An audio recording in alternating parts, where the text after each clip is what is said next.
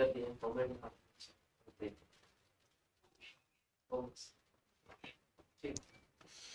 Good morning everyone.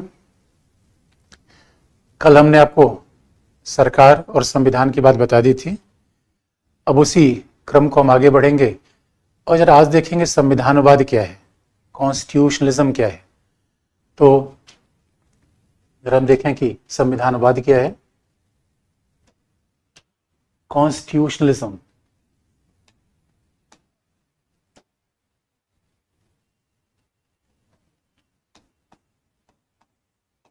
संविधानवाद संविधानवाद या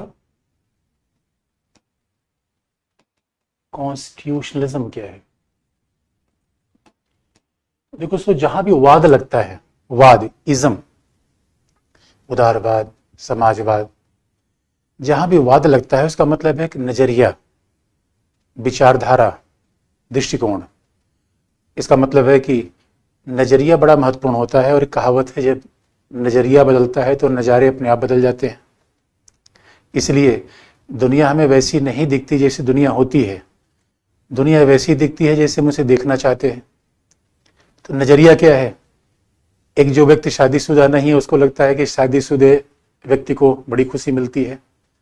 अभी मिलती है नहीं मिलती है, एक नजरिया है, परसेप्शन है।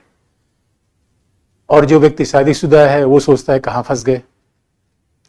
इसका मतलब है जब हम विचारधारा की बात करते हैं, ये नजरिया है, तो नजरिए का मतलब है कि दुनिया में जितने लोग हैं उनके सबके नजरिए अलग अलग है।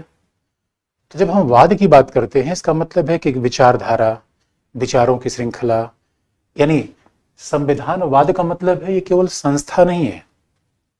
और जब हम सरकार की बात करते हैं इसका मतलब है विधायिका, कार्यपालिका, न्यायपालिका। जब हम संविधानवाद की बात करते हैं तो कहीं ना कहीं इसका नजरिए से मतलब है, विचारों से मतलब है, मूल्य से मतलब है। अगर हम इसको इस तरीके से, फिर आप कहेंगे सर ये विचार, मूल्य और नजरिया क्या है? यानी ऐसी व्यवस्था जहां स्वतंत्रता, व्यक्ति की गरिमा, स्वतंत्रता, व्यक्ति की गरिमा, व्यक्ति के अधिकार और समानता के अधिकारों का संरक्षण हो, वो संविधानवाद में होगा। बड़ी इंटरेस्टिंग बात है। तो संविधानवाद का मतलब है कि नजरिया, विश्व दृष्टिकोण, वाद, खास तौर पे इज्म, जिस सब शब्द को हम यूज कर रहे हैं, इज्म, कॉन्स्टिट्यूशन नहीं, कॉन्स्टिट्यूशनलिज्म, वाद। इसलिए भाई दुनिया में नजरिए का ही संघर्ष है, दुनिया में अपने आप में दृष्टिकोण की ही लड़ाई है, विचारों की लड़ाई है। बाबा रामदेव कह रहे हो सर उठा के पियो जो कोका कोला, मतलब टॉयलेट क्लीनर, और कुछ लोग कह रहे हैं सर उठा के पियो कोका कोला। ये दो अलग अलग नजरिए हैं। तो जो संविधानवाद का नजरिया है, उस नजरिए में क्या बात आती है कि एक ऐसी व्यवस्था होनी चाहिए जहां स्वतंत्रता हो। बात याद रखिए, जब संविधानवाद की बात करेंगे सरकार की बात हमें जरूर करनी पड़ेगी, क्योंकि व्यवस्था का मतलब सरकार। और ये बात तो हमने पहले कह रखा है, बिना सरकार के आधुनिक जीवन संभव है नहीं। क्योंकि सरकार नहीं रहेगी पुलिस नहीं रहेगी, सरकार नहीं रहेगी तो न्यायपालिका नहीं रहेगी।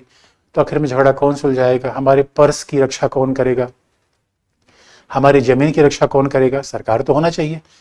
लेकिन सरकार एक नजरिए के अनुसार चलेगी जहां पे व्यक्ति की स्वतंत्रता को महत्व दिया जाएगा। अब हम फंडामेंटल राइट में भी आगे चलेंगे तो स्वतंत्रता की बात करेंगे। लेकिन आप याद रखिए, कई बार हमने कहानियां पढ़ी हैं, स्वतंत्रता, किसी चीज को पढ़ लेना, किसी चीज को रियलाइज कर लेना कितनी बड़ी बात होती है। अगर स्वतंत्रता का मतलब है, इसका मतलब है कि व्यक्ति अपने मन के अनुसार जो भी खाना चाहता है, पहनना चाहता है, जीना चाहता है, स्वतंत्रता। यानी कहावत है, अपनी भी शादी में ना जाऊं तो मेरी मर्जी, आजादी। एक बात याद रखिए, आजादी पढ़ लेना, आजादी का प्रयोग कर लेना, है दोनों बातें अलग अलग हैं। और भारत में तो आजादी के प्रयोग करने में कई बार बड़ी कठिनाई है, क्योंकि आपने पढ़ लिया आजादी तो आप कहेंगे अब मैं अपना बाल रॉकेट की तरह खड़ा करके बापू के सामने आऊंगा। और बापू ने आते ही ठांस दिया। बापू ने कहा यह भी कोई बाल रखने का तरीका है? आपने कहा ना बापू, सर ने बता दिया है आजादी, अब आजादी रहेगी। और हकीकत की बात यह है, कितनी क्रांतियों में बात कहेगी कि मानव स्वतंत्र पैदा हुआ, मानव आजाद पैदा हुआ। कितनी बड़ी बात है। और ये सच है कि जब हम पैदा हुए तो भाई विचार करने की शक्ति सोचने की शक्ति तो हमें जन्मजात मिली हुई है। इसलिए संविधानवाद एक ऐसी व्यवस्था की बात करता है जहां आज़ादी होगी, और इसलिए अमेरिका में स्टैच्यू ऑफ लिबर्टी है। उस स्टैच्यू ऑफ लिबर्टी का एक सांकेतिक महत्व है कि इस जमीन पे जो आएगा उसको आज़ादी मिलेगी। इसे कई बार जब आज़ादी पढ़ लीजिए, लेकिन जब सही में आज़ादी का प्रयोग करना हो तो अमेरिका जाइए, इंग्लैंड है, जो मर्जी हो पहनिए, खाइए, शादी करिए, शादी न करिए। हमारे यहाँ तो कई बार संविधान से आज़ादी है, लेकिन ताऊ हमेशा छीनता रहता है। हमारे यहाँ तो हमें अपने मनपसंद शादी विवाह की इजाज़त नहीं दी जाती, और पता चला व्यक्ति तो अपनी ही शादी में बाराती बन के जा रहा है। तो आज़ादी का मतलब होता है कि हमारे ऊपर बंधन ना हो, प्रतिबंध ना हो। तो आप कहोगे सर ये बताओ कि आज़ादी का मतलब बंधन ना हो, प्रतिबंध ना हो, तो क्या विधि और संविधान भी ना हो? नहीं नहीं नहीं नहीं, बिना विधि के, बिना संविधान के आज़ादी का तो मतलब ही नहीं होता। यानी आपको याद दिला दें, जहां विधि नहीं है, संविधान नहीं है, फिर जंगल ही होगा। तो आज़ादी का मतलब ये नहीं होता कि विधि हटा दीजिए, संविधान हटा दीजिए। आज़ादी का मतलब होता है कि बाकायदा अनावश्यक व्यक्ति के जीवन में हस्तक्षेप ना हो। अब जैसे आप कहोगे सर कि आज़ादी का मतलब क्या है कि बिना हेलमेट पहन के बाइक चलाएं? नहीं, आज़ादी का मतलब है बाइक चलाइए, लेकिन आप हेलमेट नहीं पहनेंगे तो किसी को धक्का मार दिया, वो गिरा, आप भी गिरे। तो भाई आज़ादी तभी रहेगी जब सबके जीवन की रक्षा रहेगी। जान है तो जहान है। इसलिए एक संविधानवाद एक मूल्य की बात करता है जहां हर व्यक्ति को आज़ादी मिलेगी, और खास बात है जहां हर व्यक्ति गरिमा का महत्व है। कितना बड़ा शब्द है मेरे दोस्तों, एक याद रखिए। गरिमा का मतलब है, कई बार पॉलिटी पढ़ के हम सीखें, कई बार बच्चे ये सोचते हैं कि हमारे अंदर कोई कमी है, मैं उनके जैसा क्यों नहीं हूं। हकीकत की बात है कि मेरे प्यारे बच्चों, आप दुनिया में जो हो वैसा दूसरा कोई नहीं है। यानी व्यक्ति खास बात है, हर व्यक्ति सोना है, चांदी है, प्लेटिनम है। अच्छा, विज्ञान की भाषा में कहा जाए, एक व्यक्ति का जो फिंगरप्रिंट है दूसरे से मिलता नहीं। ये कितना बड़ा मतलब बताता है। इसका मतलब हम इस दुनिया में अजूबे हैं। अगर हम विशिष्ट हैं, अजूबे हैं, तो हमारी इच्छाएं भी अलग हैं, हमारे विचार भी अलग हैं। यानी इस तरीके से हम दुनिया को देखते हैं। जरूरी नहीं है कि मेरा भाई वैसा देखता हो, मेरा पड़ोसी ऐसा देखता हो, मेरे सहयोगी ऐसे देखते हो, और हर व्यक्ति की इच्छा का सम्मान होना चाहिए। इसे गरिमा का मतलब है हर व्यक्ति अपने आप में आजाद है, हर व्यक्ति अपने आप में विशिष्ट है, हर व्यक्ति की स्वतंत्रता का सम्मान करिए। इसे अगर घर में कोई बच्चा कह रहा है कि मैं मॉडल बनूंगा, तो उसकी स्वतंत्रता का सम्मान करिए। घर में कोई बच्चा कह रहा है कि मैं क्रिकेटर बनूंगा, उसकी भी स्वतंत्रता का सम्मान करिए। क्योंकि हर व्यक्ति में विशिष्ट क्षमताएं हैं। तो जब उसे आज़ादी नहीं देंगे, जब उसका सम्मान आप सम्मान नहीं करेंगे, तब उसकी गरिमा का हनन हम कर रहे हैं। और कई बार तो ऐसा होता है कि हम दूसरे को प्रताड़ित कर देते हैं कि अरे लो, ऐसी कौन बात है, मॉडल आज तक कौन बना है, ये देखो ये मॉडल बने, घर में जाके घर का नाम बदनाम कर देगा। मेरे प्यारे बच्चों, जगजीत सिंह के पिताजी चाहते थे कि वो सिविल सर्वेंट बने। जगजीत सिंह जो फेमस गजल गायक है, लेकिन जगजीत सिंह ने कहा ना भाई, हम तो गजल गाऊंगा। उसके बाद उनके ऊपर इतना दबाव पड़ा, घर के लोगों ने कहा देखो ये तो नालायक है, बदनामी करा देगा घर की। वो माने नहीं, और उसी क्षेत्र में कितना नाम कमाया। यानी आप याद रखिए, जीवन में एक नजरिया अच्छा नहीं होता। हम कई बार क्या सोचते हैं, ये परफेक्ट है, इनका नजरिया ठीक है। कई बार आप सोचते हैं कि जो व्यक्ति हनी सिंह है वो अच्छे हैं। हनी सिंह का भी जीवन शैली है, अच्छा है। बाबा रामदेव की भी जीवन शैली अच्छी है, और कैटरीना कैफ की भी जीवन शैली अच्छी है। इसमें कोई परफेक्ट नहीं है। जो जिसको जिस तरीके से जीवन जीना हो, हम उसके जीवन में हस्तक्षेप न करें, क्योंकि हर व्यक्ति का महत्व समान है। ये गरिमा है। यानी हजारों ख्वाहिश ऐसी कि हर ख्वाहिश पे दिल निकले, मानव खास बात है ऐसा, तो व्यक्ति गरिमा है। और आप याद रखिए, अधिकार का मतलब है कि अब हमें आज़ादी के लिए दावा चाहिए। अधिकार का मतलब है, और संयोग की बात आगे चल के फंडामेंटल, यही तुम पूरे संविधान में पढ़ेंगे, फंडामेंटल राइट में आज़ादी, अधिकार, समानता। इसलिए हमारे यहाँ इसका मतलब लॉजिकल आप कहेंगे, अच्छा इसका मतलब हमारे यहाँ संविधानवाद भी है। बिल्कुल संविधानवाद है, क्योंकि संविधानवाद का मतलब होता है केवल सरकार से नहीं, शासन से नहीं, उस मूल्य से, उस विचार से। इसलिए अमेरिका में संविधान, तो आप समझ गए होंगे, अमेरिका में संविधानवाद है, भारत में संविधानवाद है। फिर आप ये भी समझ गए होंगे संविधानवाद कहाँ नहीं है, नॉर्थ कोरिया में संविधानवाद नहीं हो सकता। उत्तर कोरिया में संविधानवाद की संभावना नहीं है, क्योंकि वहां तो एक व्यक्ति जो कहेगा वही सब करेंगे। जो वहां के राष्ट्रपति ने कह दिया उसी के पीछे सब भेड़ की तरह चल देंगे। और यकीन मानिए, जिस दिन हम व्यक्तियों के पीछे, दूसरे के पीछे आंख मूंद के चलने लगे, तो हमारा स्वभाव भेड़ से कुछ ज्यादा अलग नहीं है। और दोस्तों, मानव को भेड़ बना देना है, मानव कितना बड़ा अपमान है। एक भेड़ चलते उसके पीछे सारी भेड़ चल जाती है। गरिमा का मतलब क्या है? नहीं नहीं नहीं, मेरे रास्ते अलग होंगे, मेरा नजरिया अलग होगा, मेरे जीवन में चयन अलग होगा। इसलिए मेरे दोस्तों, पॉलिटी पढ़ के सीखो, जीवन में कुछ ऐसा करो जो आज तक किसी ने नहीं किया है। ये गरिमा का मतलब है, क्योंकि आप विशिष्ट हो। अब ये व्यवस्था, अब अधिकार का मतलब है कि ठीक है, हमें आजादी और हमारी गरिमा का सम्मान तब होगा जब हम लगातार ये मांग करते रहें कि हमें ऐसी चीजें मिलनी चाहिए। और अधिकार सच मानो, अधिकार अधिकार सब सही मायने में स्वतंत्रता का ही दूसरा नाम है। और हकीकत की बात है कि अधिकार तो मैं तो लेके पैदा हुआ हूं। क्यों भाई? हम पैदा हुए तो आंख अपने साथ लाए थे, कहीं से खरीदी तो नहीं है। पैदा हुए तो हाथ भी अपने साथ ही था, कहीं से खरीदा तो नहीं है। खास बात है। यानी आप याद रखिए, मेरा ये जैकेट है, ट्राउजर है, खरीद रखा है मैंने। लेकिन अब आप कहोगे सर हाथ भी खरीदा था क्या किसी मार्केट में? सवाल ही पैदा नहीं होता।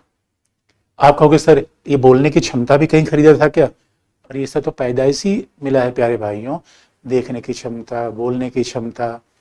और अगर हमें सब पैदाइशी मिला हुआ है, इसका मतलब कोई छीन नहीं सकता। इस अधिकार का मतलब हमारा दावा है, हमारा क्लेम है कि भैया हमें बोलने दिया जाए पहला, हमें अपने मनपसंद व्यवसाय करने दिया जाए दूसरा, हमारे जीवन में कोई व्यक्ति हस्तक्षेप न कर पाए तीसरा। इसे अधिकार क्या है? दावे हैं, क्लेम है। और सही मायने में अगर हर व्यक्ति स्वतंत्र पैदा हुआ है, इसका मतलब है अधिकार सरकार ने दिया नहीं है। बहुत समझने की बात है। हमारी व्यवस्था में जो बोलने की आजादी है, जो जीवन का अधिकार है, वो मोदी सरकार नहीं दिया है।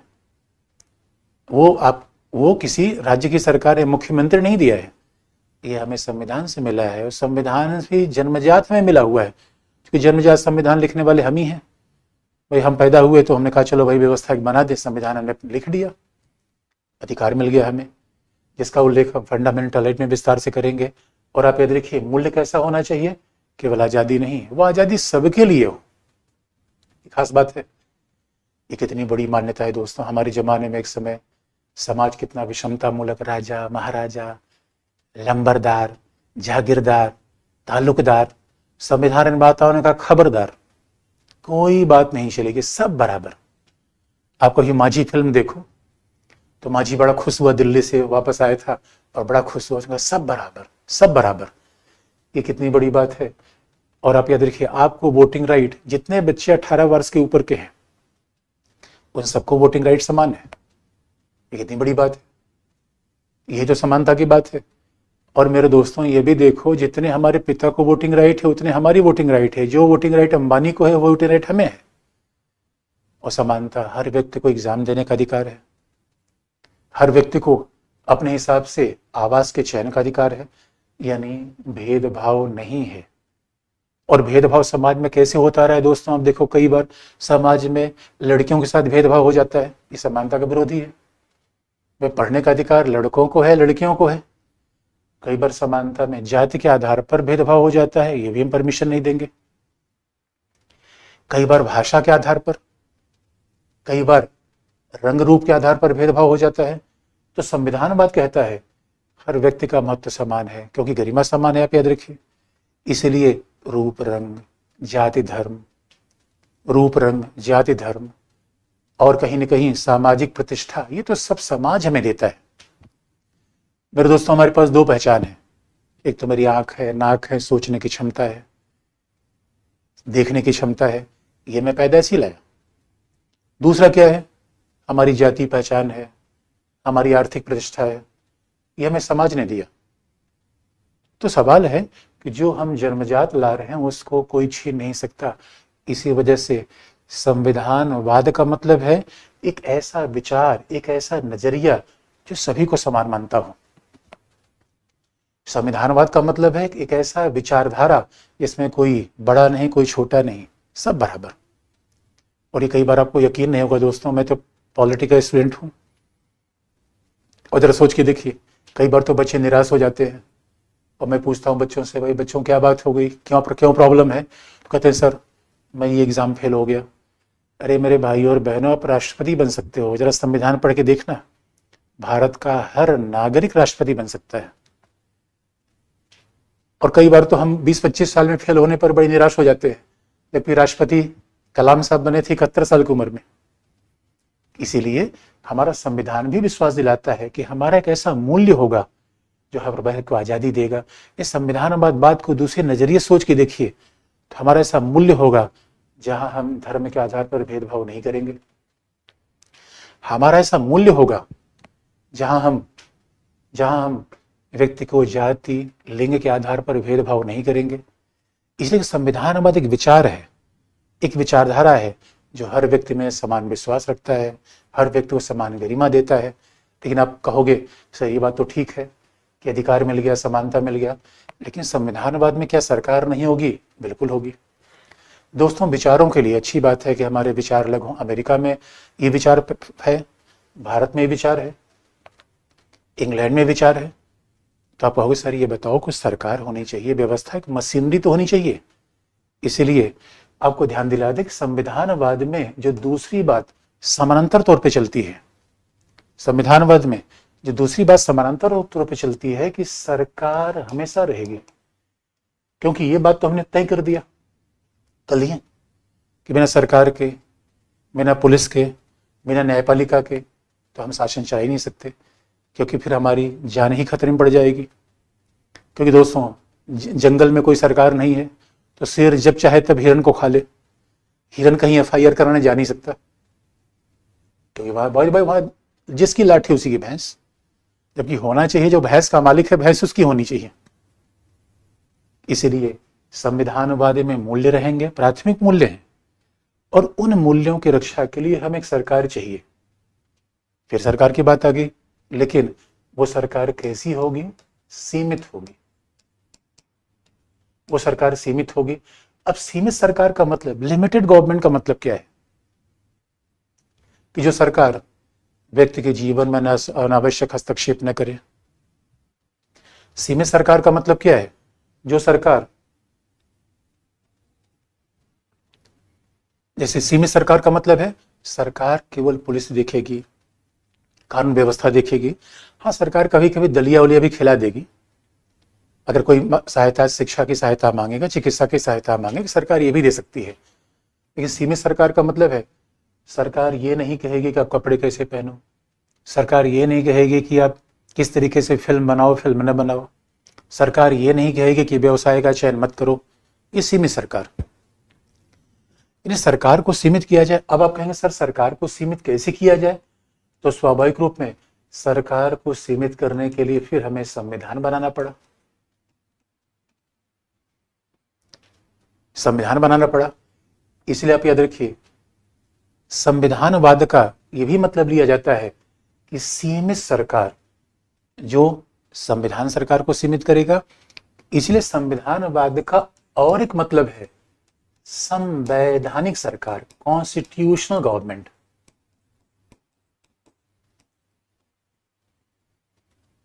और आप जानते हैं जब सरकार, कल भी मैंने बताया था, सरकार सीमित रहेगी।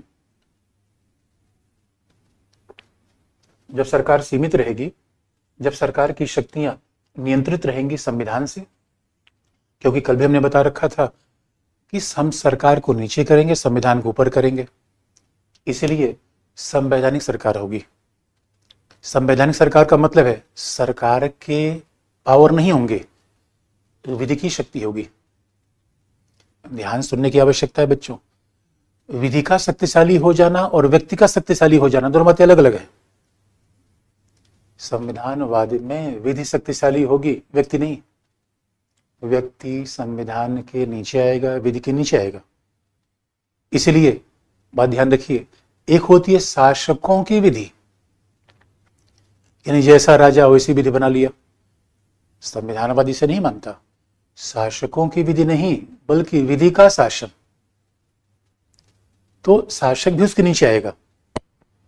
इसे खास बात होती है। संविधानवाद का मतलब है जहां हम संवैधानिक सरकार, विधि का शासन, जैसे भी आप कहिए, और संवैधानिक सरकार का दूसरा मतलब ही है रूल ऑफ लॉ, विधि का शासन।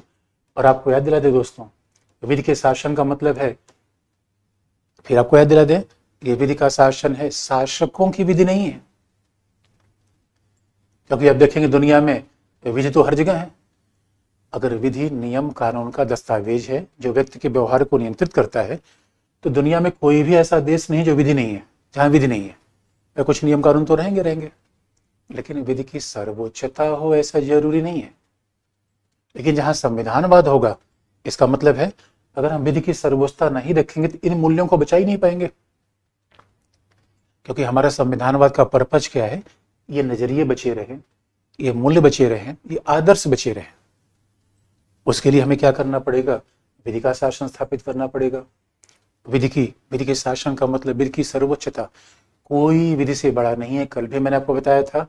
इसलिए बड़ा कौन, डीएम, सीएम, पीएम या लॉ? तो आपका उत्तर होगा लॉ। बड़ा कौन, कोई जाति का व्यक्ति, धर्म का व्यक्ति या विधि? विधि। बड़ा कौन, कोई धार्मिक ग्रंथ या विधि? विधि। ये विधि का शासन है। और विधि के शासन खास बात है, सबके लिए एक समान व्यवहार होगा।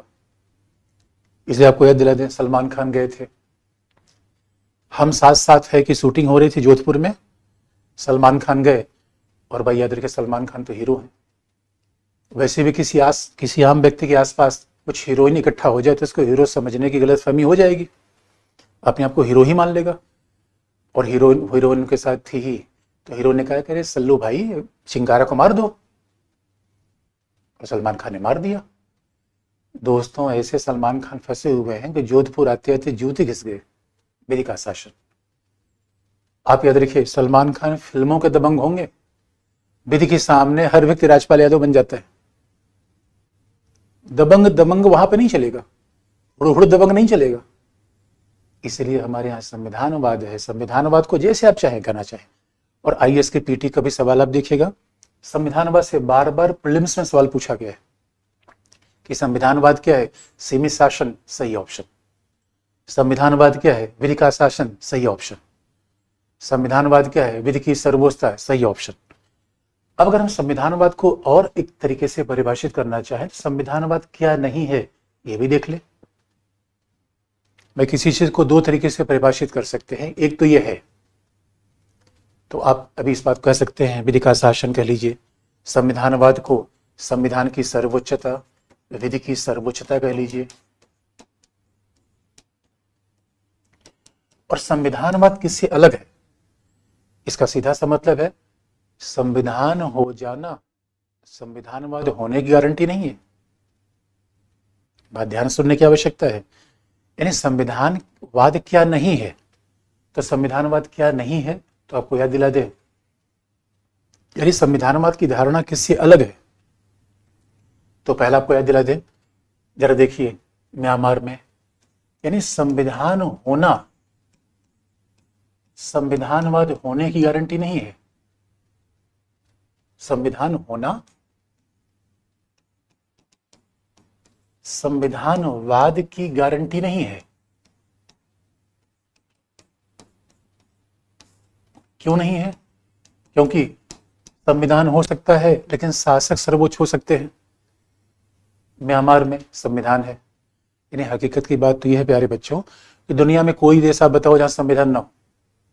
हाँ, कहीं धार्मिक ग्रंथ के रूप में होगा, कहीं कुछ लिखित नियम कानून के रूप में होगा, कहीं सेना ने बना लिया उस रूप में होगा। यानी बात ध्यान में रखने की है, जिस देश में संविधान है वहां संविधानवाद हो जाए जरूरी नहीं है। इसका तो सबसे अच्छा एग्जाम्पल है उत्तर कोरिया, म्यांमार, आपके बगल का एग्जाम्पल है, जहां संविधान तो है, संविधानवाद नहीं है। इसका मतलब है संविधान है लेकिन संविधान के साथ यहां प्रॉब्लम क्या है? म्यांमार में, उत्तर कोरिया में, यहां शासकों की सर्वोच्चता है। यहां क्या है? शासकों की सर्वोच्चता है। यहां पे प्रॉब्लम क्या है? शासकों की विधि है। यहाँ शासकों की विधि है। तो भाई सीधी सी बात है, इसका मतलब है यहाँ पे कुल मिला के व्यक्ति का शासन है। अब जरा सोच के लिए, जहां व्यक्ति का शासन होगा वहां आजादी समाप्त। और कई बार अब देख लीजिए हमारे परिवार में अब हमारे देश में संविधान चलता है, परिवार में संविधान है ही नहीं है। अब कुछ आप बोलेंगे, आप छोटे बच्चे हैं, पॉलिटी पढ़ गए और आपने कहा भाई सर ने तो बताया है कि अब तो बोलने का अधिकार जन्मजात है, और आपके पिताजी ने कोई बात कही, आपने काट दिया, आपने कहा नहीं ये बात तार्किक नहीं है, सर ने बताया है, था वो लठ चला देगा। अब लो, आप कहोगे सर ने तो पिटवा दिया। इसलिए मेरे दोस्तों, मैं ये नहीं कह रहा हूं कि अधिकार का प्रयोग अपने घर में जाकर करने लगो। अब आपने कहना शुरू कर दिया ना ना अब तो मैं बताऊंगा मेरी शादी कब होगी, कहां होगी। इसलिए हमारे हर घर में कहीं न कहीं नॉर्थ कोरिया का राष्ट्रपति बैठा हुआ है। लड़कियों के लिए तो बात और सही है। इसलिए अब हमारे यहाँ बड़ी विडंबना यह है कि सरकार तो संविधानवाद पे चल रही है, हमारा परिवार तो तानाशाही पे चलता है। अरे भाई, संविधानवाद का मतलब है जहाँ परिवार में हर व्यक्ति राय सुनी जाए, बोलने का अधिकार दिया जाए, समान अधिकार दिया जाए। अगर हमारे पिताजी और हमारे वोटिंग राइट में कोई अंतर नहीं है तो हमें तो बोलने का अधिकार दिया जाए। लेकिन समस्या क्या है, जैसे हम बोलना शुरू किए तो उनका चुप कर, बेकार की बात करता है, बच्चा है, ये लो। हमारे यहाँ विडंबना यह है कि अगर परिवार में कोई बच्चा 50 साल का है, उसके पिताजी जिंदा है तो बच्चा ही रहेगा। अरे भाई, संविधान कहता है 18 साल बाद हम सरकार चुने, और हमें तो घर में पार्टनर चुनने की इजाजत नहीं दी जाती। इसलिए संविधान होना संविधानवाद होने की गारंटी नहीं है। क्योंकि प्रॉब्लम क्या है, क्योंकि जहां संविधानवाद हो, संविधान की सर्वोच्चता हो, गारंटी नहीं है। और आप याद रखिए, जहां शासकों की सर्वोच्चता हो गई, जहां शासकों की विधि हो गई, जहां व्यक्ति का शासन हो गया, वहां संविधानवाद नहीं होगा। यहां रेड सिग्नल आ गया। और ये तो बहुत लॉजिकल बात है। क्यों? क्योंकि जहां शासक सर्वोच्च हो जाएगा, आजादी का विचार खत्म। अब देख लीजिए, कहीं भी तानाशाही शासन में देख लीजिए, यानी संविधानवाद का अपोजिट क्या है? तानाशाही शासन। और आपको हम याद दिलाए, तानाशाहों ने भी संविधान बनाया है। बगल में एग्जाम्पल है चाइना। और इसीलिए खास बात देखेंगे, तानाशाही देश में जो संविधान होता है वो शासक जब चाहे तब बदल देता है। जैसे चाइना में 5 संविधान बदल दिया गया, पाकिस्तान में कई संविधान बदल दिए गए, क्योंकि यहाँ तो शासकों की सर्वोच्चता है। भाई, चाइना में तो सी सिंगपिंग की कहानी स्कूल में पढ़ाई जा रही है, बताया जा रहा है सी सिंगपिंग शक्तिमान है, जबकि हम ये कह रहे हैं भाई हर व्यक्ति में शक्तिमान होने की क्षमता है। ऐसा कैसे है कि एक व्यक्ति इतना महान हो गया, दूसरा बेकार हो गया? इसीलिए संविधानवाद एक ऐसा मूल्य है जो संविधान होने के साथ उपलब्ध हो जाए, इसकी गारंटी नहीं है। इसका मतलब है दुनिया में संविधान हर जगह है, संविधानवाद नहीं है। तो फिर संविधानवाद कहाँ होगा? जहां सरकार न केवल सरकार सीमित हो, बल्कि सरकार लोकतांत्रिक भी हो। और आप जानते हैं, जहां लोकतंत्र आएगा वहां लोगों की सर्वोच्चता अपने आप हो जाएगी। इसलिए संविधान को जैसे ही हम लोकतंत्र के साथ जोड़ देते हैं, भाई लोकतंत्र में सारे मूल्य तो यही आ जाते हैं। हम आगे भी इस बात की चर्चा भी करते रहेंगे कि जैसे हम शासन की प्रणाली को लोकतांत्रिक लाते हैं, ये मूल्य अपने आप पीछे पीछे चले आएंगे। तो अमेरिका में आज़ादी है, लोकतांत्रिक शासन है। भारत में आज़ादी है, लोकतांत्रिक शासन है। इसलिए अगर हम संविधानवाद अपनाएं लेकिन तानाशाही हो, संविधानवाद नहीं रहेगा। और कई बार एक कहानी बड़ी दिलचस्प आ जाती है कि ब्रिटेन एक ऐसा एग्जाम्पल है जहां कभी संविधान सभा बैठी नहीं, संविधान वैसा लिखा नहीं गया, इसके बावजूद ब्रिटेन में संविधानवाद है। मैं फिर इस बात को रिपीट कर रहा हूं, कितने महत्व की बात है, जरा सोच के देखिए। जहां संविधान है वहां संविधानवाद होना जरूरी नहीं है, क्योंकि संविधान है लेकिन संविधान की सर्वोच्चता नहीं है, विधि की सर्वोच्चता नहीं है, सरकार सीमित नहीं है। भाई, संविधानवाद का विरोधी क्या है? जहां शासकों की सर्वोच्चता है, शासकों की विधि है, व्यक्ति का शासन है, संविधानवाद का विरोधी है। इसलिए संविधान होना संविधानवाद होने की गारंटी नहीं है। लेकिन हैरानी की बात यह है कि ब्रिटेन अपने आप में अपवादात्मक देश है, जहाँ पे कोई संविधान सभा बैठी नहीं, संविधान लिखा नहीं गया। इसे ब्रिटेन में कभी आप जाएंगे और पूछेंगे भैया हमें संविधान पढ़ना जरा दे दो, हमारे यहाँ संविधान किताब मिल जाती है। ब्रिटेन में ऐसी संविधान किताब कोई मिलती ही नहीं, लेकिन सरकार सीमित है, अधिकार बहुत है। ब्रिटेन में तो कोई संविधान नहीं है, तो स्वाभाविक रूप में फंडामेंटल राइट का अध्याय भी नहीं होगा। जब संविधान ही लिखा गया तो आज़ादी का अधिकार कहाँ से आएगा? लेकिन कमाल का देश है, वहाँ पे आज़ादी का अधिकार है, सरकार सीमित है, भले ही संविधान लिखित रूप में उपलब्ध ना हो। इसका मतलब है कि फिर संविधान के साथ संविधानवाद वहाँ आएगा जहाँ लोकतंत्र हो, जहाँ आज़ादी हो। संविधानवाद के साथ संविधानवाद वहाँ आएगा जहाँ भारत का संविधान होगा, जहाँ अमेरिका का संविधान होगा।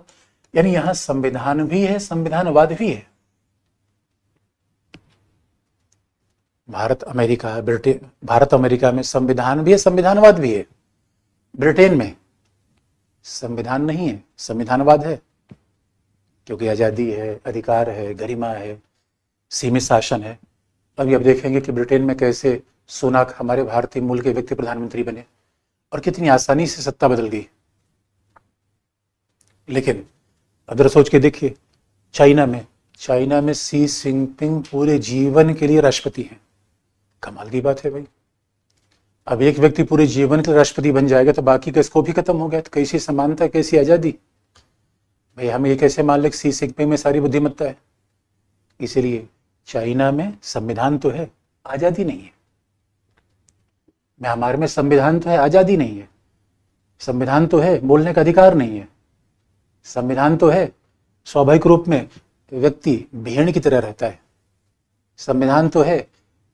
अब इसीलिए आप देखेंगे चाइना में, अब देखिए लोकतंत्र में रहने का संविधानवाद में क्या फ़र्क होता है। एक बार चाइना में 1989 में छात्र इकट्ठे हो गए। बीजिंग का एक जगह है, चीन की राजधानी बीजिंग, और वहाँ पे तियानमेन चौक है, जैसे हमारे यहाँ दिल्ली में विजय चौक है। तियानमेन चौक पे छात्र इकट्ठा हो गए। चीनी सरकार ने, है यहाँ क्यों भाई, विश्वविद्यालय में तुम्हें पढ़ना है या यहाँ पे आंदोलन करना है? छात्रों ने कहा ना, हमें आंदोलन करना है क्योंकि हमें आज़ादी चाहिए। चीन ने कहा अच्छा रुक जाओ, आज़ादी देते। उसके बाद तो चीन ने छात्रों पर टैंक चढ़ा दिया। याद रखिए, हजारों छात्र मारे गए। इसका मतलब है वहाँ संविधानवाद नहीं है। जबकि भारत में आप देखिए, जब देखो छात्रों को जिंदाबाद मुर्दाबाद, जहाँ देखो रैली, धरना, प्रदर्शन। और दिल्ली में तो हर हफ्ते चलो जंतर मंतर। जंतर मंतर यहाँ जगह है जहाँ पे रैली, धरना, प्रदर्शन, रामलीला मैदान। ये खास बात है। ये है बच्चों संविधानवाद। इसका मतलब है संविधानवाद मूल्य है। फिर आपको निष्कर्ष बता दें, लेकिन बिना शासन सरकार के साथ हम मूल्य नहीं लगा सकते, क्योंकि भाई कोई आदर्श बनाने के लिए घर तो बनाना पड़ेगा। लेकिन संविधानवाद संविधान से अलग है। यानी संविधानवाद जरूर नहीं कि संविधान वहाँ पाया जाता हो। तो अब ये हमारे संविधानवाद की बात पूरी हो गई। और अब IAS में आप प्रीवियस ईयर पेपर आप देखोगे, कम से कम 3-4 सवाल संविधानवाद से बार बार पूछे जाते हैं। इसलिए फिर आपको रिपीट कर दें कि विधि होना अलग बात है, सरकार होना अलग बात है, संवैधानिक सरकार होना अलग बात है। संवैधानिक सरकार का मतलब यहाँ सरकार की सर्वोच्चता नहीं है, विधि की सर्वोच्चता होगी, ये अलग बात है। अब इतनी बात हमें संविधानवाद से स्पष्ट हो गई। अंतिम शब्दावली आपको फिर स्पष्ट कर दें, इंडियन पॉलिटी क्या है। हमने सरकार भी देख लिया, समाज भी देख लिया, संविधान भी देख लिया, संविधानवाद भी देख लिया। लास्ट में अब हम जरा देख लें कि इंडियन पॉलिटी क्या है, फिर हम विषय की शुरुआत करें। तो बच्चों अब देखो, भारतीय राज्य व्यवस्था,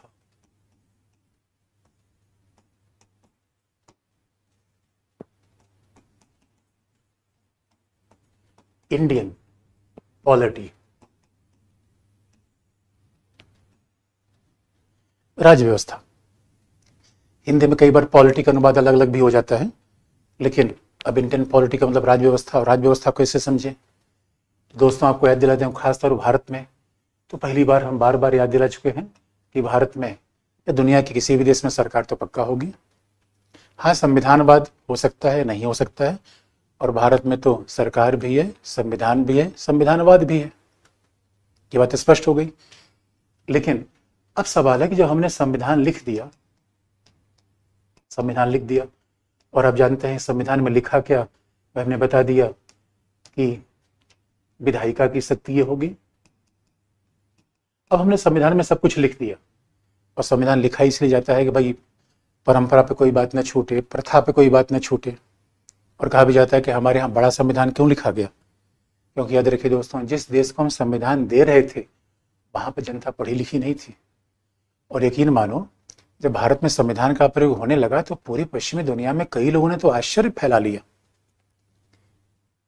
और रामचंद्र गुहा ने बात कहा है, it was the biggest experiment in the history of Mankind.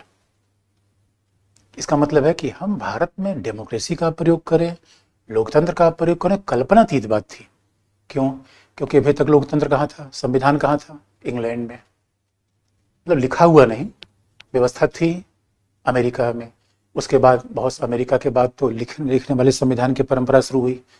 तो जब इन देशों ने संविधान लिखा तो वहाँ औद्योगिकरण आ गया था, शहरीकरण आ गया था, लोग पढ़ लिख गए थे, शहर बन गए थे, लोगों को अधिकारों के बारे में जानकारी थी। और हमारे यहाँ दोस्तों कमाल किस्सा था, सुकुमार सेन जो हमारे मुख्य निर्वाचन आयुक्त थे उस समय, और उनको दायित्व दिया गया पहले चुनाव करवाओ। अब सुकुमार सेन किसी गांव में गए और सुकुमार सेन ने किसी महिला से निर्वाचक नामावली बना रहे थे, भाई चुनाव करवाना है, सबका नाम हम लिखना है। तो सुकुमार सेन गए, किसी महिला से पूछा, हाँ भाई अपने पति का नाम बताओ। महिला ने कहा चुन्नू के पापा। सुकुमार सेन ने कहा, अरे मैडम पति का नाम बताओ, चुन्नू के पापा नहीं? या क्या बात करते हो, आपको पता नहीं है कि भारतीय परंपरा में पति का नाम बोला नहीं जाता? ऐसे देश में चुनाव कराना था। तो आप समझ सकते हैं, इसलिए it was the biggest wonder. लोगों ने कहा कि भाई भारत में लोकतंत्र का प्रयोग हो रहा है, कल इतना बड़ा देश, 90, आज भी हमारी अभी आबादी, जो निर्वाचक मंडल है, जो लोग वोटर है, वो 90 करोड़ है। 90 करोड़ का दोस्तों याद रखिए, 28 यूरोप के देश मिला दीजिए, अमेरिका मिला दीजिए, कनाडा मिला दीजिए, यानी 30-32 देशों में चुनाव करवाइए इज इक्वल टू इंडिया में चुनाव करवाइए। कमाल की बात थी। यानी हम एक ऐसे देश में लोकतंत्र का प्रयोग कर रहे थे जो अपने आप में अजूबे से कम नहीं था। तो इसलिए हमने संविधान में ज्यादा चीजें लिखी, ज्यादा विस्तार दिया कि भाई कल के लिए कोई सांसद सत्ता में हो जाए, वो दुरुपयोग न कर दे, अपना ही फायदा न लगा ले, जनता के हितों के बजाय। इस वजह से ये कहा गया, भाई विधायिका की बात लिख दी गई, फिर कार्यपालिका की शक्तियां संविधान में लिख दी गई, फिर न्यायपालिका की शक्तियां संविधान में लिख दी गई।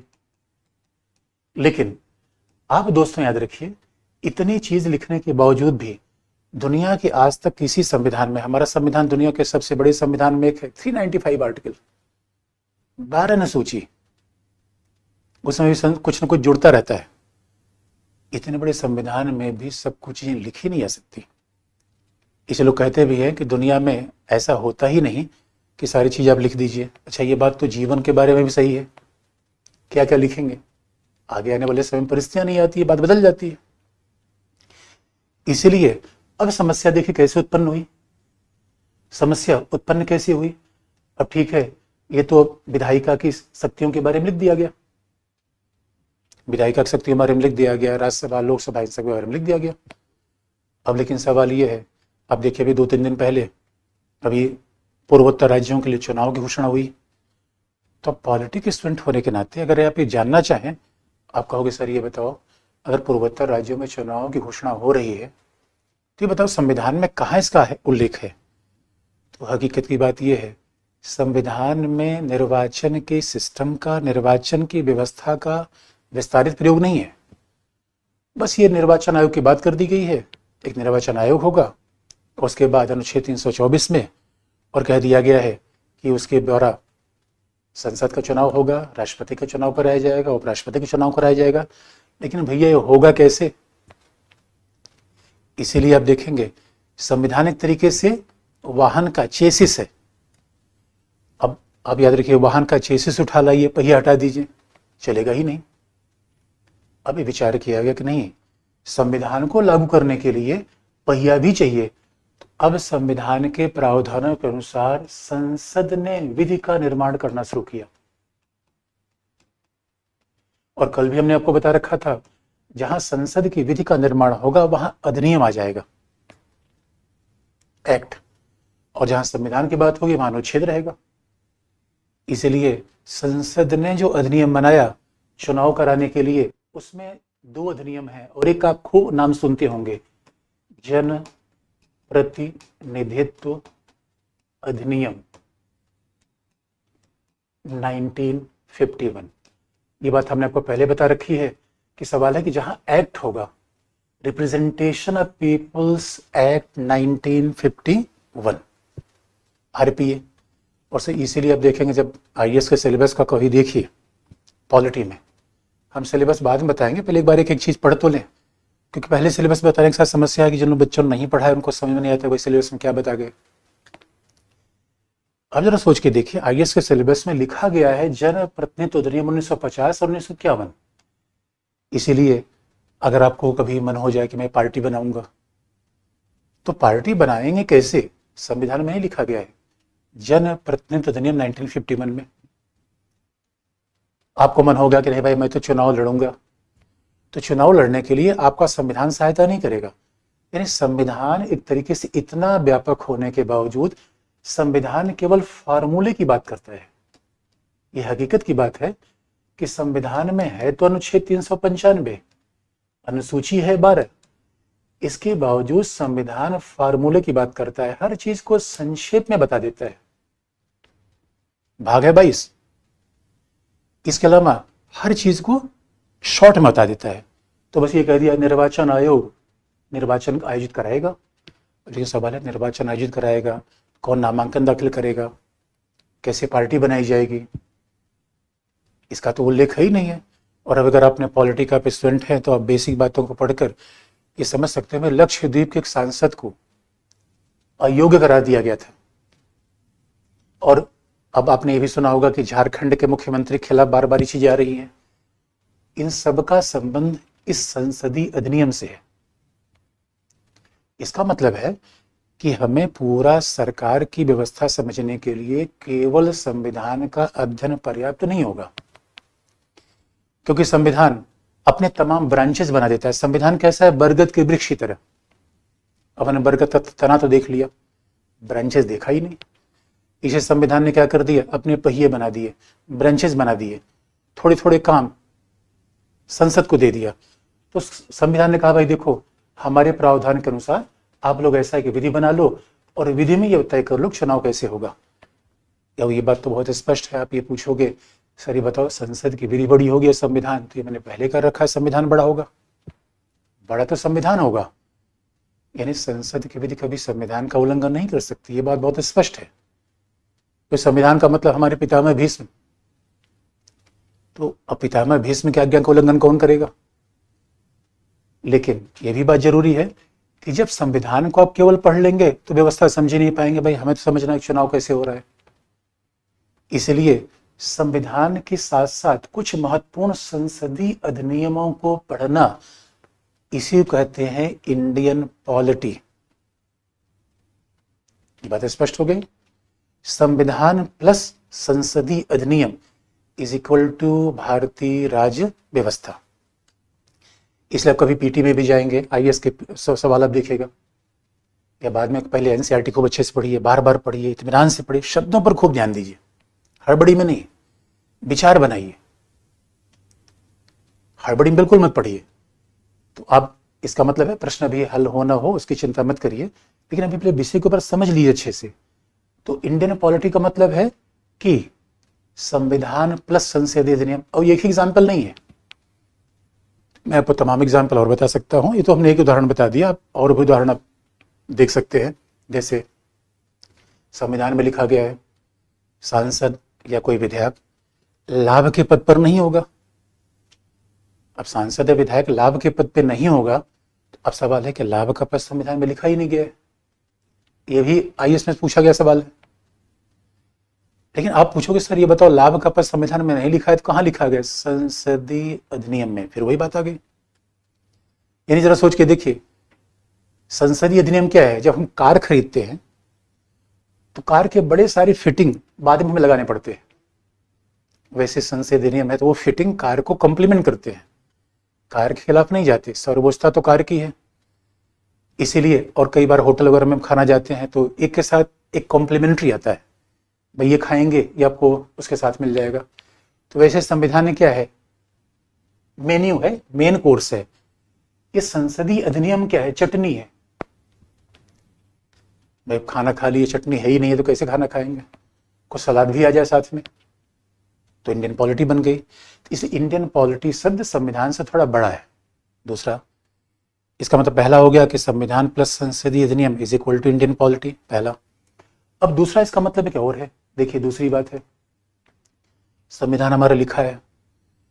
अब लिखी गई बातें हमेशा एक जैसी नहीं होती भाई, लिखी गई बातों को समय के हिसाब से बदलना पड़ता है।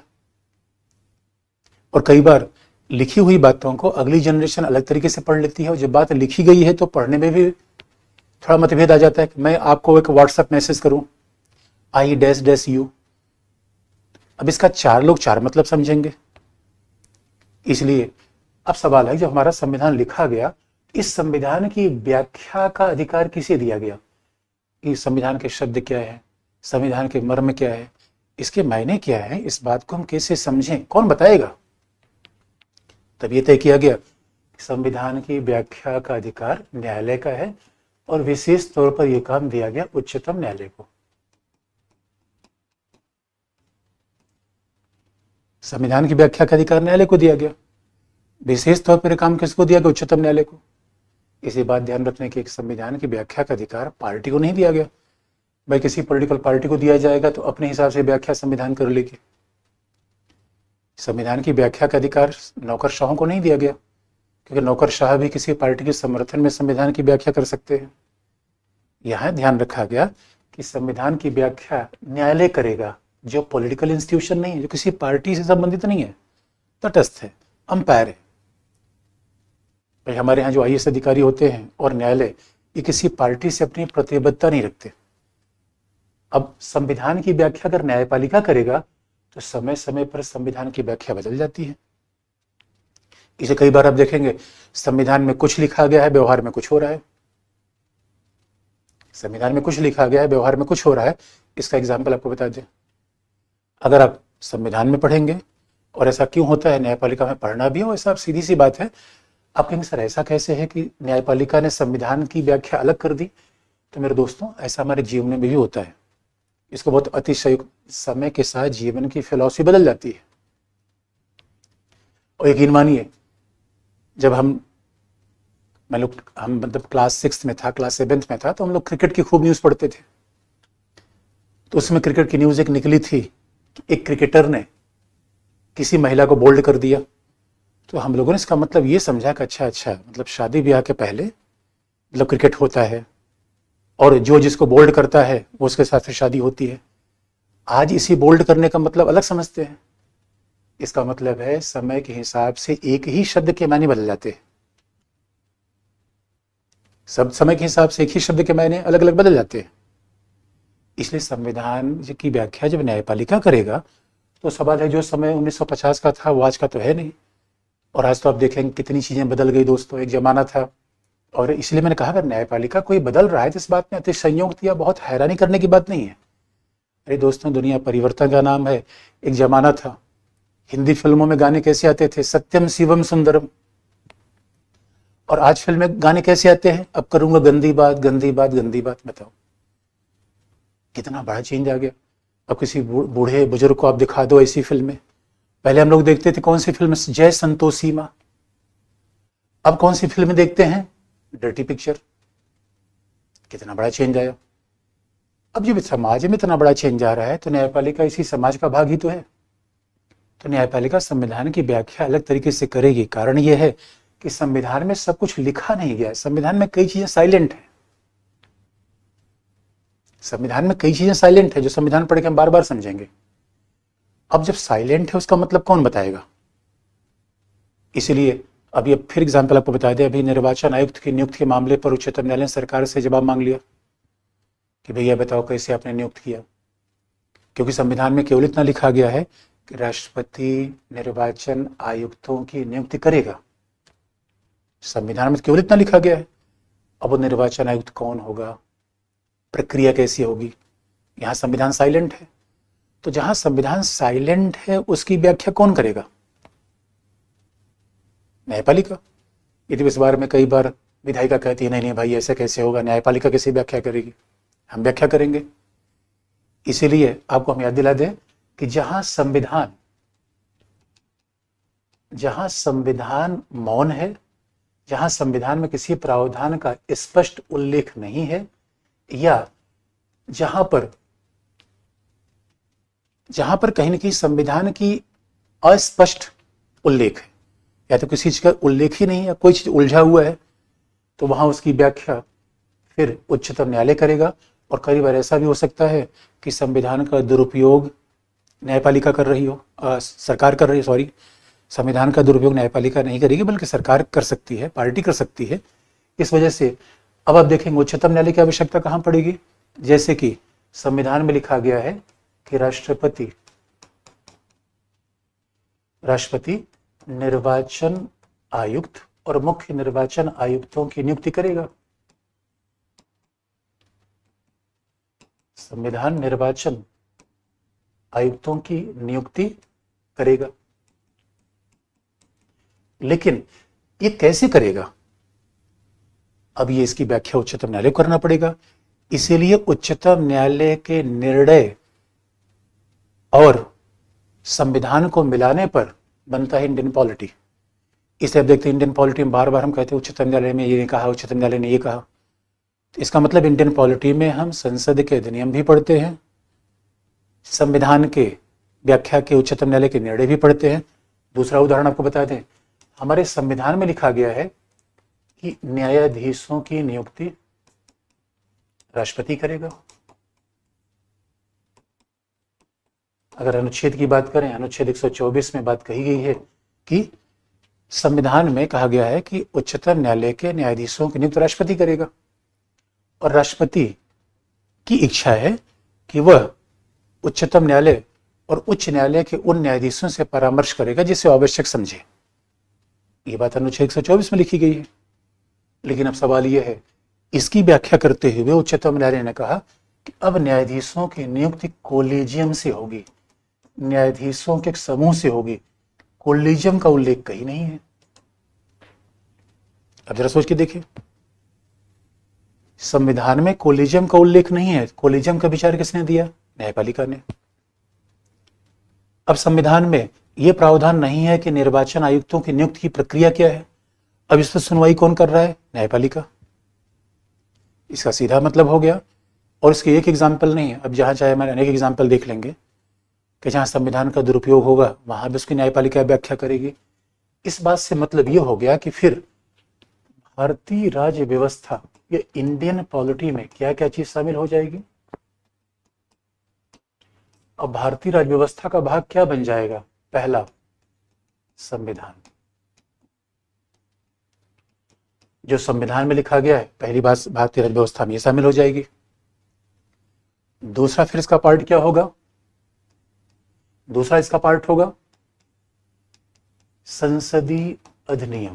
तो राज्य व्यवस्था में क्या होगा, पहला संविधान हो जाएगा, उसके अलावा जो संसद के द्वारा अधिनियम बनाए गए हैं और खास तौर पर संविधान को क्रियान्वित करने के लिए, तो वो संसदीय अधिनियम भी राज्य व्यवस्था का पार्ट रहेगा। तीसरा फिर क्या एग्जाम्पल इसका हो जाएगा, उच्चतम न्यायालय के निर्णय। इसलिए आप देखेंगे अब अनुच्छेद 21 में ये लिख दिया गया है। हम एक एग्जाम्पल बता सकते हैं। अनुच्छेद 21 में लिख दिया गया है कि जीवन और दैहिक स्वतंत्रता का अधिकार होगा व्यक्ति को। इसकी व्याख्या फंडामेंटल राइट में करेंगे। अनुच्छेद 21 में ये तो लिख दिया गया जीवन और दैहिक स्वतंत्रता का अधिकार होगा, यानी right to life and personal liberty. लेकिन अब इसमें ये तो नहीं लिखा गया है कि इसमें निजता का भी अधिकार होगा, संविधान में लिखा गया है। लेकिन पुट्टा स्वामी केस में उच्चतम न्यायालय ने यह कह दिया कि नहीं नहीं भाई, इस जीवन और दैहिक स्वतंत्रता के अधिकार में निजता का अधिकार भी शामिल है। इसका मतलब क्या हो गया, पॉलिटी में पहला क्या हो जाएगा, संविधान। दूसरा क्या हो जाएगा, संसदीय अधिनियम। तीसरा उच्चतम न्यायालय के निर्णय। इसलिए आप देखेंगे क्वेश्चन पेपर, आप देखेंगे और क्वेश्चन पेपर ध्यान से देखिए पीटी का, मेंस का, तो उसमें कई बार संसदीय अधिनियम सवाल पूछा जाता है और सही मायने में कई बार न्यायालय सवाल पूछा जाता है। इसलिए जब हम पॉलिटी का अध्ययन करते हैं तो संविधान के, केवल संविधान की बातों पे ही नहीं, संविधान तो एक फार्मूला बता देता है, संविधान एक तरीके से कंकाल बना देता है। जैसे शरीर का अध्ययन करना चाहें केवल कंकाल से शरीर का अध्ययन कर लेंगे नहीं, उसके पार्ट पर आना पड़ेगा, हड्डी, उसके मांस पर, रक्त पर, यानी टिश्यूज पर, सेल्स पर। इसीलिए कुल मिला के संविधान तो केवल बड़ी बड़ी बातें कर देता है, एक बेसिक फ्रेमवर्क बना देता है, मोटे मोटे रेगुलेशन बना देता है। इसी दायरे में आपको सारी बात करनी है। और वहां पे न्यायपालिका है। लेकिन आप फिर पूछेंगे कि सर उच्चतम न्यायालय बड़ा है, संसद बड़ा है या संविधान, तो सीधा उत्तर होगा संविधान। संविधान की सर्वोच्चता, इस बारे में हमारे संविधान निर्माता बिल्कुल स्पष्ट थे। लास्ट में जब हम इंडियन पॉलिटी पढ़ते हैं तो एक बात और जोड़ सकते हैं, इंडियन पॉलिटी का मतलब हो गया संविधान, हो गया संविधान के अंदर सारे अनुच्छेद। जब हम संविधान का मतलब कहते हैं सभी अनुच्छेद, अनुसूची सारे संविधान के पार्ट है। संसदीय अधिनियम हो गए, उसमें सैकड़ों संसदीय अधिनियम है। एक एग्जाम्पल मैंने बताया, उच्चतम न्यायालय के निर्णय हैं तो बड़े सारे, पुट्टा स्वामी केस से लेकर मानेका गांधी केस, केशवानंद भारती केस, पूरी श्रृंखला है। लास्ट में ये भी आपको बता दें कि सरकार और संविधान तो समाज में चल रही है। हमने शुरुआत यहीं से की थी। ऐसा तो नहीं है कि संविधान और सरकार समाज के बाहर है। संविधान सरकार चल तो रही है समाज में। अब समाज में चल रही, समाज भी बड़ा परिवर्तनशील है। आप देखिए दोस्तों, किस तरीके से हमारा समाज व्हाट्सएप का प्रयोग करने लगा, कितना बड़ा हो रहा है। अब तो दोस्तों क्या बताऊं, अब तो समाज का परिवर्तन इतना बड़ा हो रहा है, पुरुष कह रहा है हम पुरुष से ही शादी करेंगे। और ये कल्पना सोचिए 20 साल पहले थी, ऐसा आपको अब आज भी अपने घर पे सामने कह दो मैं विवाह करने जा रहा हूँ, लड़की लड़के से विवाह करेगी और पुरुष पुरुष से विवाह करेगा, तो वो दौड़ा लेगा। कमाल की बात है यार ये तो। और यही तो समाज का नियम है, समाज परिवर्तनशील है। और इसी का परिणाम है कि एक जमाना था जहां पे भारतीय समाज में ऊंची जातियों का प्रभुत्व था। अब आप देखेंगे पिछड़े वर्ग, अनुसूचित जाति, जनजाति, इनका प्रभाव बढ़ रहा है। तो जब इनका प्रभाव बढ़ेगा तो वो संविधान सरकार को भी प्रभावित करेंगे ये, क्योंकि आपको याद दिला दे, ये सरकार संविधान रूपरेखा रख रहा है सरकार की। और ये सरकार कहाँ चल रही है, सामाजिक व्यवस्था में। और समाज में क्या है, जाति का प्रभाव है, धर्म का प्रभाव है, पार्टी का प्रभाव है। यानी इसको, इन पूरी व्यवस्था को जो चलाने वाली शक्तियां हैं वो संविधान में नहीं लिखी गई हैं, न संसदीय विधि में है न संविधान में। कई चीज ऐसी हैं जो न तो संसदीय विधि में संविधान में है, जैसे बीजेपी, कांग्रेस, ये राजनीतिक दल हैं, ये पॉलिटिकल पार्टीज हैं। तो राजनीतिक दल का उल्लेख तो संविधान में ही नहीं है। हाँ, दल बदल अधिनियम का उल्लेख है, राजनीतिक दल का उल्लेख संविधान में नहीं है। लेकिन क्या राजनीतिक दलों को पढ़े बिना राज्य व्यवस्था को समझा जा सकता है? उत्तर नहीं। इसलिए अपने सिलेबस पर ध्यान से देखिएगा, ये छात्र समूह है, व्यापारिक समूह है, छात्र समूह है, इनका उल्लेख संविधान में नहीं है। ये भी पॉलिटिकल सिस्टम को प्रभावित करते हैं। इसलिए पॉलिटी में पार्टी भी आएगी, दल भी आएगा। बिना दल के परिवर्तन के आप समझ ही नहीं सकते कि संघ राज्य के संबंध कैसे चल रहे हैं। और इसका एग्जाम्पल आपको बता दें, मान लीजिए अपने संविधान पढ़ लिया, राष्ट्रपति की शक्तियां देख ली, मुख्यमंत्री की शक्तियां देख ली, राज्यपाल की शक्तियां देख ली।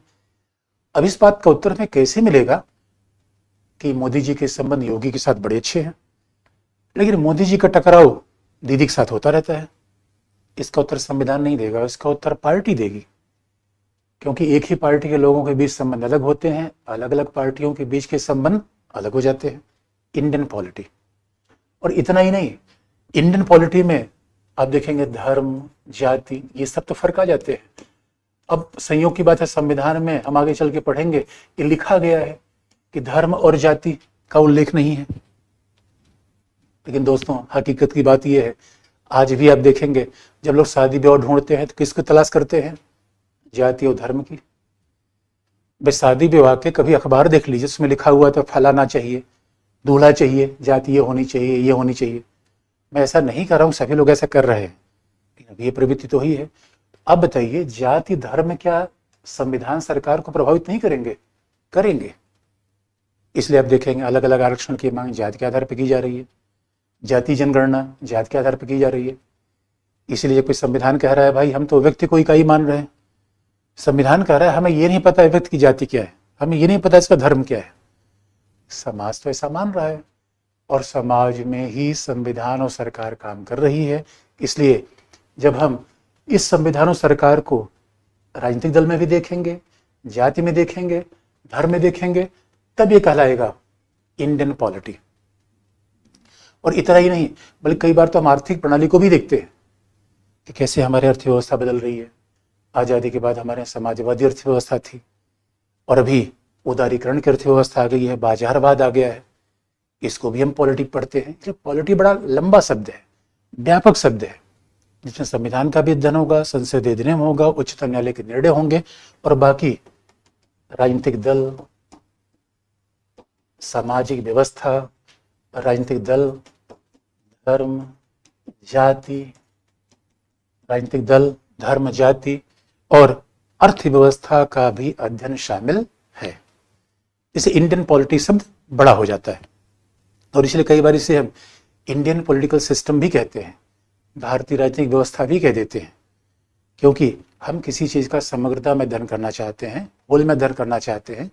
इसलिए अगर हम केवल संविधान को देख रहे हैं, शरीर के केवल कंकाल को देख रहे हैं, लेकिन होलिस्टिक में देखिए तो भाई हम शरीर है तो कहीं मोहल्ले में रह रहे हैं, परिवार में रह रहे हैं। तो जब तक मोहल्ले को नहीं देखोगे, परिवार को नहीं देखोगे, तब तक कैसे सब समझ जाओगे कि बायोलॉजी समझ के शरीर को समझ लिया। भाई पोषण से भी तो शरीर पर प्रभाव पड़ता है। इसलिए दोस्तों आज की कहानी पूरी हो गई। हमने आपको बता दिया सरकार क्या है, संविधान क्या है, संविधानवाद क्या है और राज्य व्यवस्था क्या है। अब कल से हम अपना पॉलिटिक्स शुरू करेंगे फंडामेंटल राइट से। आप पूछेंगे प्रस्तावना से क्यों नहीं, तो कल मैं कारण बता दूंगा। हम हर टॉपिक आपको बताएंगे, लेकिन क्रम अपने से निर्धारित करेंगे, उसका एक विशेष कारण है। आज के लिए इतना ही बच्चों, फिर कल मिलेंगे। धन्यवाद।